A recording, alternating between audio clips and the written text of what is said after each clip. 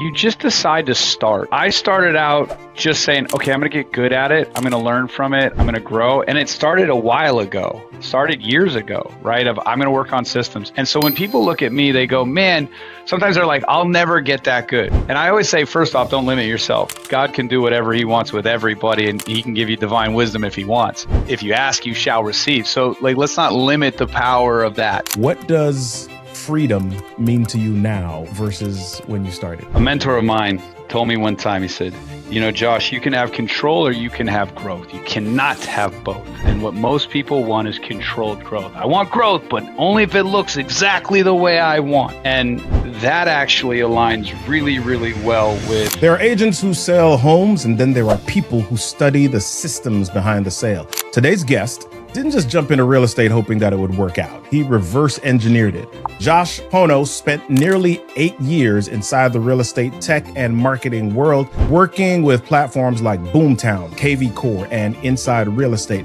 consulting top producers across major brokerages. He saw firsthand how elite agents generate leads, follow up, close, and scale. And guess what? Then he bet on himself. He invested his entire $60K of savings, moved back to San Diego, and in his first year as a licensed agent, sold 33 homes, entirely outbound. No waiting, no handouts, just systems and execution. Today, he's the founder of First Class Real Estate San Diego, one of the fastest growing brokerages in the region, built on leadership development, CRM efficiency, agent empowerment, and a faith-first philosophy centered on God, family, and agents. Now, he's integrated with Secure Path Escrow, completing a full stack real estate infrastructure. We're going to talk about that a little bit. This conversation is about systems over software, leadership over micromanagement, and building wealth without losing your life.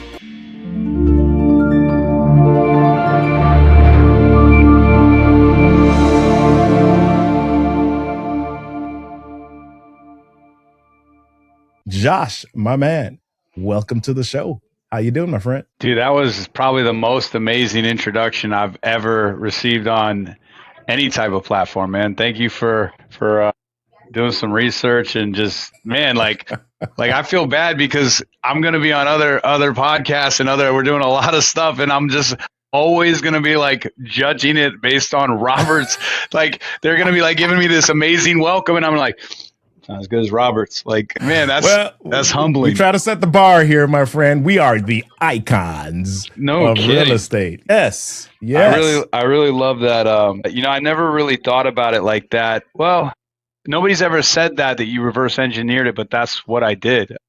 Growing up, I had this vision. I grew up really, really poor. My mom was 19 when she had me, and my grandfather, I accidentally lived that Rich Dad Poor Dad book. And, my grandfather was that rich dad who I spent a lot of time with, and he taught me about investing in business, and he was a real estate investor. And so he was like, when I was 12 years old, man, he's like, nobody's coming to save you, Josh. And if you make the same decisions that your parents did, you're going to end up the same way, which I was like, I don't want that, because I saw what I lived in. And he would hang out at the Beverly Hills Country Club and play golf with executives and stuff. I was like, this is way better, And so looking at it was like, all right, one day I'm going to have a big real estate business, or one day I'm going to help people in real estate grow business. And I didn't even really know what it meant, but I was just like, okay, I'm in on real estate, whatever that means. And so it's funny because the first job I ever got offered was a job like cold calling in 2010 to sell realtors' websites. I hadn't even thought about the real estate business plan or when I was going to get into it, but I was 24 years old. It was 2010. I'd been hired and fired 38,000 times by my old-fashioned Italian perfectionist father. I needed a job really bad. The first time in my life I couldn't get a job, and this website company was like, hey, do you want to cold call 200 realtors a day and sell some websites? And I'm like, I want money. I need money right now. But the real estate thing was the cue of like, wait, I've always wanted to be in real estate. And so, wow, if I'm going to build a real estate business, I should know more about real estate. Maybe it's time. Seems like the perfect, funny enough. Yeah, 2010 seems like the perfect time to get into real estate marketing. Nothing major going on in real estate at all, right? Not at all. Not at all. Not at all. No 2008, nothing. Yeah, Nothing. perfect time. 2010, I was ignorant. Yeah. I was like, man, maybe these realtors, maybe being a realtor is super, super tough. Everybody seems to be angry right now. And I had no clue what I was in. Yeah. Yeah. So listen, man. So you started out with, as you mentioned, selling to real estate professionals. You were on the website end of things, and you had some knowledge of the tech world, right? And what were some of the things that you were noticing that agents were not doing back then, just from a tech perspective? You know, if you would have asked me this question when I first was transitioning from tech side to real estate side, I was a little hubris, and I felt the way some of these leaders behind closed doors would feel, like the agents are lazy, they're not implementing, they're not doing this. If you ask me that question now, it's like, no, actually, there's so many hats that we have to wear as real estate agents, and there's so many distractions, and there's so much pressure, and there's so much just confusion and chaos, and everybody's trying to get at your money and all that kind of stuff. Like, it's the overwhelmed industry. And so I would watch these agents have these problems in their business and being just paralyzed to take steps and actions forward. And for me, it just seems so simple, because it's like, you have a problem, this is a solution, and you can run with it. And so they would invest money, they would invest time, but they wouldn't see it through. And so I just saw that lots of, agents love to go to masterminds. We love to go to conferences. I'm not a huge fan of them, because you get 1,000 ideas and none of them get done. And so, the big thing was implementation, and then it was skill set of, not a lot of professional ball players. They take thousands and thousands of at bats. People practice their skills every day.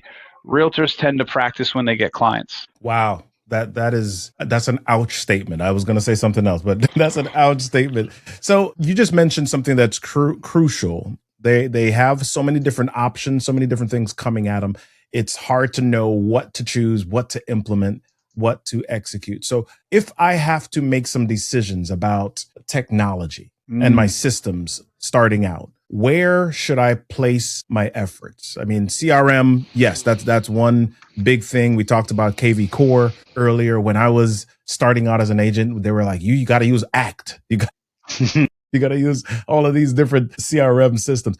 Where is the best place for an agent to start from a systems perspective? The biggest thing that I learned from Alex Hermosi when it came to building a business, I was going through some coaching, and there's always one bottleneck.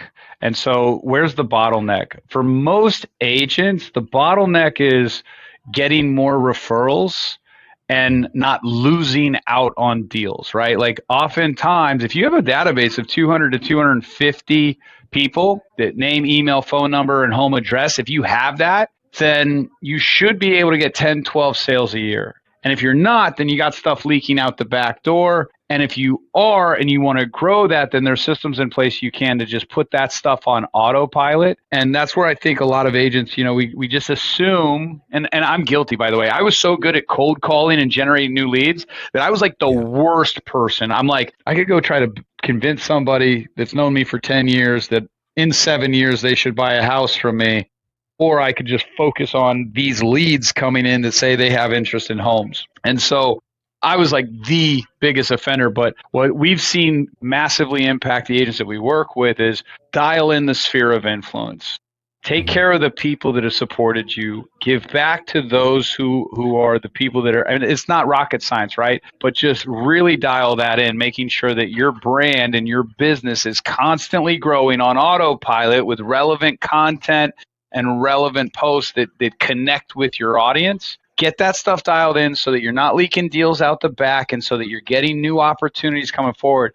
Focus there before you start doing mailers and flyers to cold neighborhoods who've never met you, or doing internet leads. You can do both, but make sure that at the very least you're working on that one system, that one process. And so what technology, what bottleneck are you trying to solve in that arena? Yeah. So let's talk balance on that, though, because that can be, even in your sphere of influence, you've got to do the follow-ups. How many follow-ups? And then you're still growing business. You're getting additional contacts. And for some agents, all of that can be overwhelming. And then you throw the technology inside of that. And now we are in this year and we've got AI as a piece of the equation. And people say, I don't want to lose my authenticity. I don't want to use AI. It's all of the, where does the balance come with all of those things that I just mentioned? Yeah, so really good question. I haven't been asked that recently in that way. Here's what I would say is that everybody wants to be balanced. Everybody's always talking about balance, balance, balance. And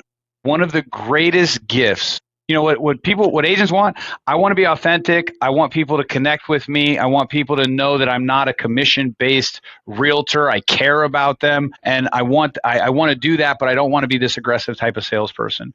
And I don't want to be prospecting all the time. I want business to come to me. AI, when done properly, when the infrastructure has been built, meaning knows your business, like knows your personal business, the infrastructure of it, who are your ideal clients and who you are, and what your goals are. When that's built, balance is kind of a thing of the past and the future. And what I mean by that is like you can 10x your output in half your time. So I'll give you an example. I had a goal. I'm like, I need to make sure, my biggest problem is not like all of us, not enough people know who I am or what I'm doing. And so I need to make content. And I don't want to, it's like post once a week. I'm a little bit of a reach for the bar. I'm like, I want to post 100 times a month.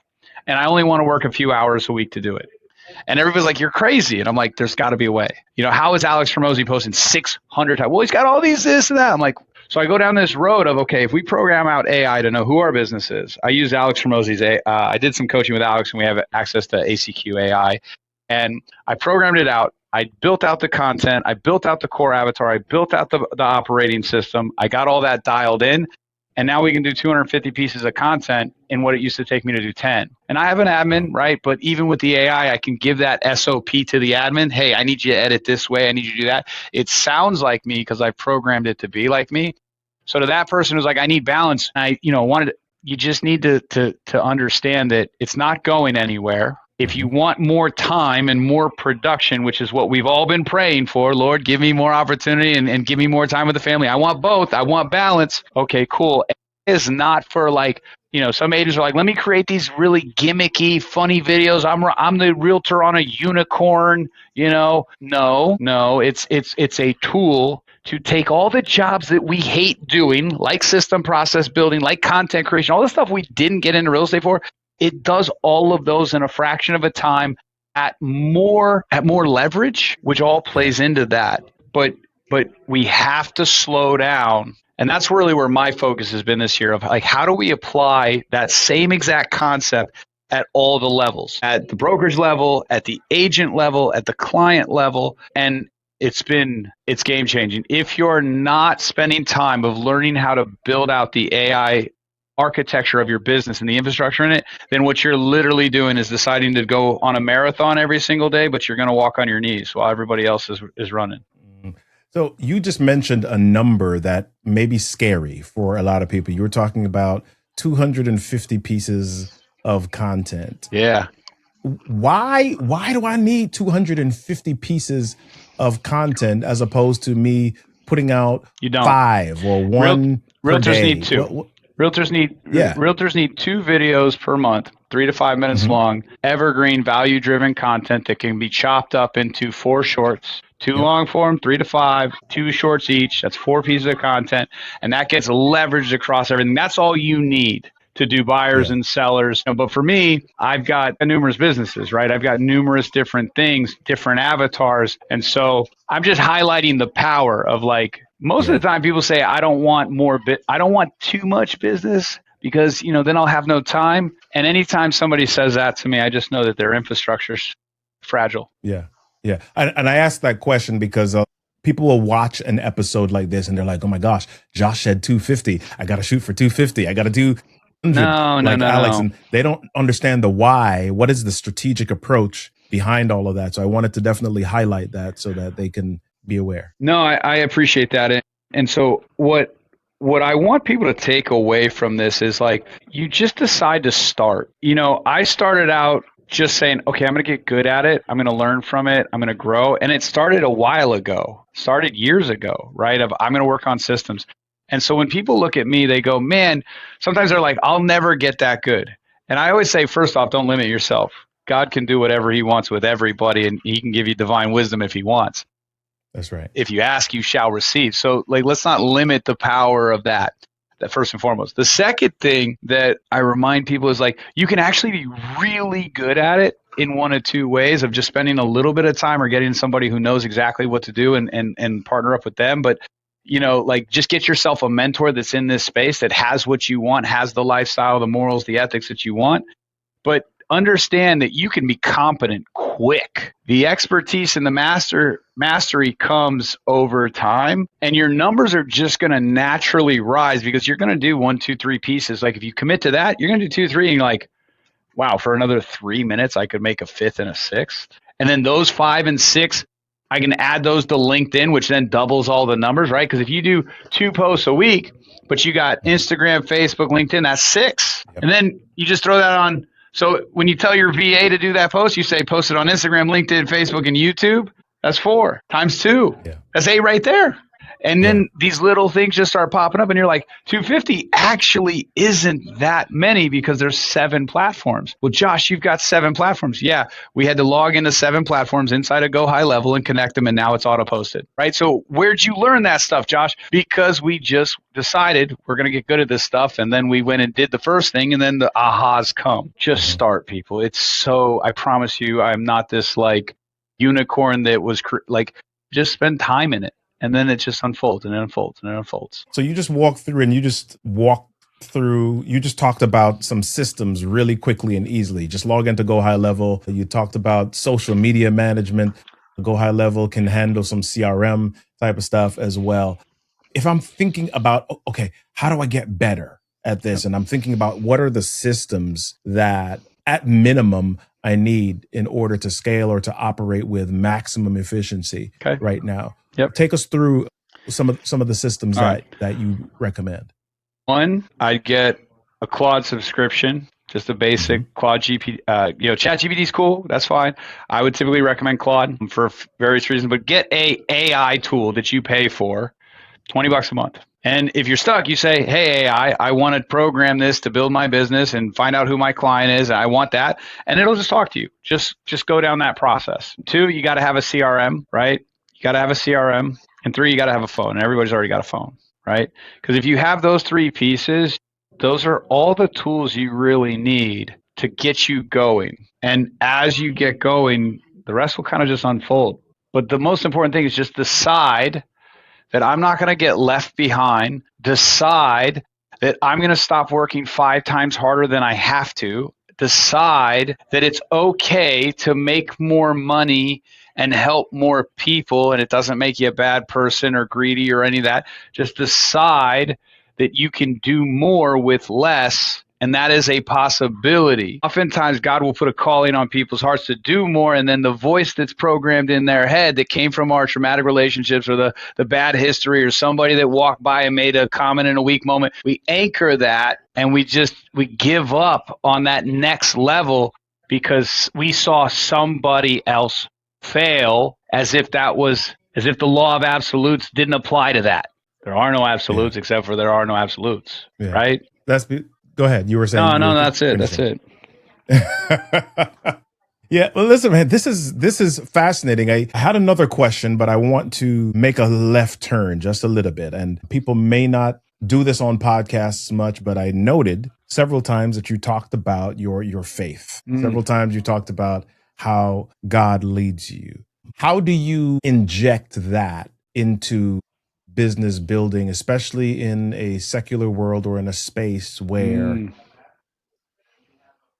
people are afraid of injecting their faith and their personal faith into business? Yeah, this is something that, first off, thank you for the space to glorify the work. Appreciate that. I can literally walk everybody through every major success that I had. Sometimes people look at me, they're like, you're so successful. Every single major amazing hire, every single major breakthrough, I can literally showcase how it had nothing to do with me and just me being faithful and obedient and being rewarded in that moment. And I am not as good as people think. I'm nowhere near.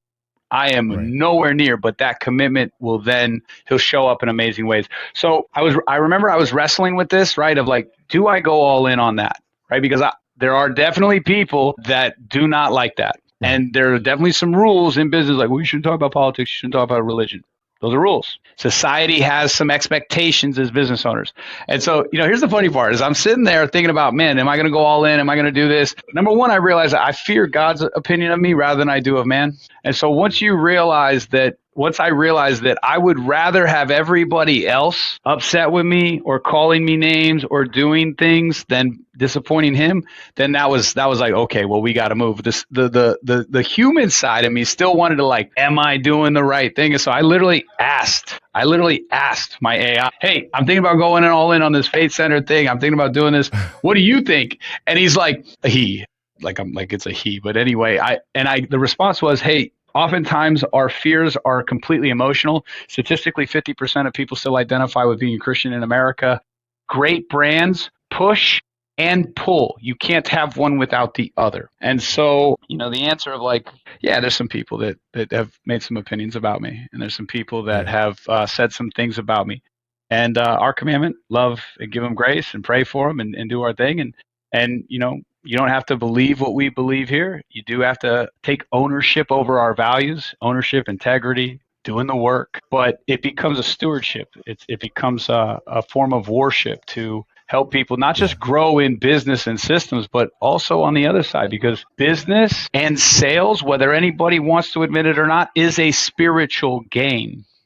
Mm-hmm. It's a spiritual game. If you're negative and you're in this space of scarcity, God will not provide for me, or the universe doesn't, whatever it is, that's your response. That's your answer. But if you believe that you serve a higher purpose, a higher calling, and that there are these great plans for you, and you are loved, and you have abundance, and you have these things, then it should show up for you at work. And it does. Yeah. You just said great brands push and pull. I want to dig in a little bit more there. Tell us what you meant by that, or maybe give an even more specific example of that. I'll give you a specific example. Yeah. I give a lot of content that is like, this is like, it's no fluff. It's like, hey, you want more people to show up at your open house? Put out 50 signs. Like, it's like real stuff that has been, like, you reverse engineer. I studied this stuff for so long. When somebody would tell me they were winning and successful, I'm like, what'd you do? And then what'd you do? And then what'd you do? Like, I was the question guy. And by the way, Gary Keller did this better than anybody. How do you think Real Estate Millionaire got? He interviewed 100 people and asked everybody what he's doing. He collected it all and made a model. That's what I did with the tech side, right? And so, sorry, I digress. I can go down these tracks. No, you're good. You're good. Remind me of the question. Sorry, I just went down a memory lane. Pull. Yeah, so the push pull thing of, like, so I'm doing all this content, I'm doing all these podcasts, I'm doing all this stuff, and the views and the people are skyrocketing. But guess what's also skyrocketing? The negative comments and the unfollows. And I smile sometimes because, like, some of my very loving, like, hey, if you've been failing here, it's okay. You have love, you have grace, you have kindness. And, like, people are like, forget this guy. I'm like, yeah, get rid of the guy that's all about kindness and love. Get rid of him. But, I have fun with it. But yeah, those, because there are people that are like, and let's be real, like, there have been some things that have happened on the Christian side and the church side that, people have challenges. What's the motive? What's the motive? Hypocrisy, hurt, pain, suffering, all of those things. So yes, there's people that see this stuff and they're like, instantly, nope, I don't want it. So that's a push. Yeah. Yeah. I'm digging in there a little bit because not just agents, but a lot of business owners, we want people to like us. We don't want to say something or believe something or share something that is offensive or pushes other, because ultimately we think about that as losing business. Yeah. So how do you defend, or how do you deal with the push-pull, especially if the thought process is that you might lose prospects or business from that? Well, first off, right, and that's a great point, and I appreciate that. I mean, all messages are okay in love. Like, there has to be a layer of love, grace, and kindness in there, right? So, it's different than somebody spouting off their emotional opinions about what these types of people are doing, and let me tell you about my opinions of them. That stuff's different. But, it was funny because I had somebody come up to me and they said, hey, with your approach, there's going to be some people that aren't so peaceable with that. And it reminded me of when the disciples were with Jesus, and he was ministering. He was talking about the Pharisees, and he was proclaiming, and he's talking about the Pharisees and what they're doing, and he's breaking down these traditions. And the apostles were like, the disciples were like, "Hey, that's not going to be peaceable." And he said, "Hey, I didn't come here for peace. I came here for division with a sword. I came here to have people recognize truth or break down the old ways." And for the business owners that are struggling with this stuff, it's like you're looking at it like there's a loss, but that would mean that by following his way, he's not going to reward you. That's not his characteristic. And so what it really becomes is, who do we care about? Whose opinion do we care about more? Which is why I said previously, and I anchored that, who do we care about? Whose opinion matters more?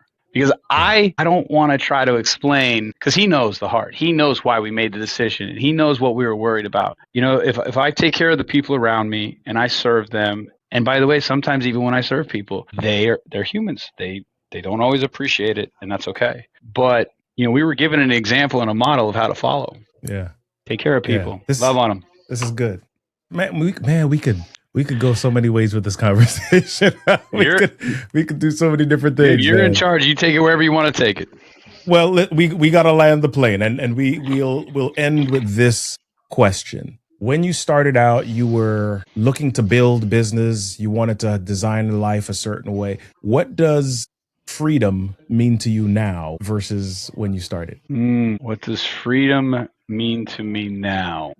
It looks way different than when I started. A mentor of mine told me one time, he said, "Josh, you can have control or you can have growth. You cannot have both. And what most people want is controlled growth. I want growth, but only if it looks exactly the way I want." And that actually aligns really, really well with a biblical principle.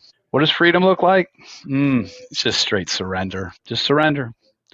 Because once you surrender that over to him, once you give that to God, once you tell him, "Hey, I can't fix these problems on my own, it's yours," and he goes, "Okay, I got it for you," then you're free. You're free. It's just surrender. Last year's word of the year was surrender, and it was extremely challenging, extremely difficult. And freedom lies in the surrender we refuse to do. That's a line. Yes, that's a line. That's a t-shirt right there. Freedom lies in the surrender that many of us refuse to do. You launch it. Give me a little small royalty. We'll throw our tithing in there. We'll call it a day. Let's go. I love it. I love it. Listen, Josh, this has been a fantastic conversation. Everybody, I'm so glad that you are with us on this episode. Here's the takeaway. Tech doesn't build businesses, systems do. And Joshua's journey has reminded us that lead generation is a skill, conversion is discipline, and leadership is a choice. Being authentic is a choice. How you show up in your business from the heart is a choice. Whether you're an agent, team leader, or broker, the real question isn't what platform should I buy? It's what system am I committed to mastering? So do those things and you can scale without burning out. Thank you for tuning in, everybody. Don't forget, listen, replay, then apply, because it's your time to be iconic. Thanks for being with us on the Icons of Real Estate. Thanks for the platform, man. Appreciate it.